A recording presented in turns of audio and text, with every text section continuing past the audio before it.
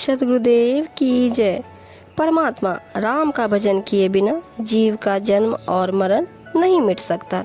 यदि मनुष्य परस्पर सौहार्द एवं समता का भाव रखे, जो पास हो उसे उदार भाव से बांट कर खाए और धनादि से दूसरों की सेवा सहायता करे, तो भक्ति मुक्ति का फल उसके हाथ आता है। परंतु यहाँ तो राजा और रंग सब एक जैसे माया मोह के गर्त में चले जा रहे हैं।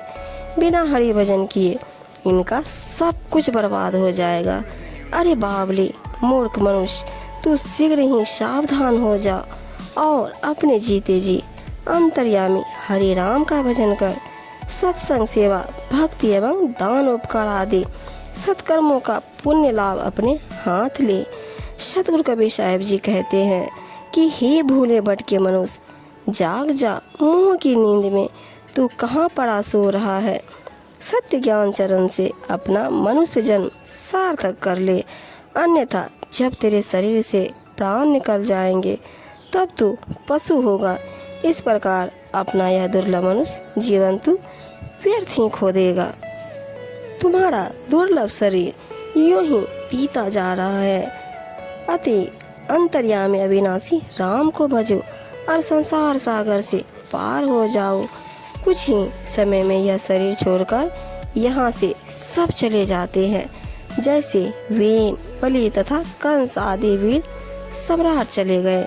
शूरवीर राजा दुर्योधन के साथ उसका वंश डूब गया। पृथ्वी सम्राट पृथु और विष्णु अवतार वामन भी चले गए। यहाँ सदा कोई नहीं रहा।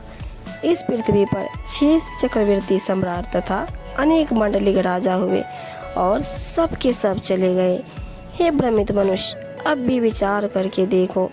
हनुमान कश्यप, जनक तथा बलि यम के द्वार पर रोके गए। गोपी चंद उत्तम योग करते गए, परंतु कुछ लोग ऐसे गए जैसे रावण भोग करते हुए मारा गया। सतगुरु कबीर साहब जी कहते हैं, इस प्रकार सभी की जान जाते हुए देखी जाती है। मिथ्या विषय भोगों में न पड़कर एवं मोह अभिमान त्याग कर अविनाशी राम नाम को भजो। तू यह अच्छे प्रकार समझ ले कि मृत्यु हो जाने पर तेरा शरीर मिट्टी में मिल जाएगा। जीवित रहते शरीर से जीवन के उद्धार का उत्तम कार्य कर ले। मनुष्य शरीर पाने का यथार्थ लाभ ले।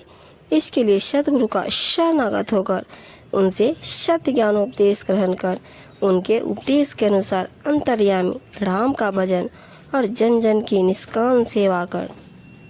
अंत में चलते समय कौड़ी अर्थात धन कुछ भी साथ नहीं जाएगा।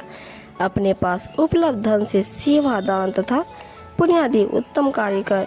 सतगुरु कबीर साहब जी कहते हैं कि तू ध्यान पूर्वक सुन। यथाविधि परमात्मा राम का भजन और जन जन की निष्काम सेवा करने पर शरीर से प्राण छूटते ही तेरे भव सिंधु से पार होने की बात बनेगी, अर्थात तू आवागमन के चक्र से मुक्त हो जाएगा।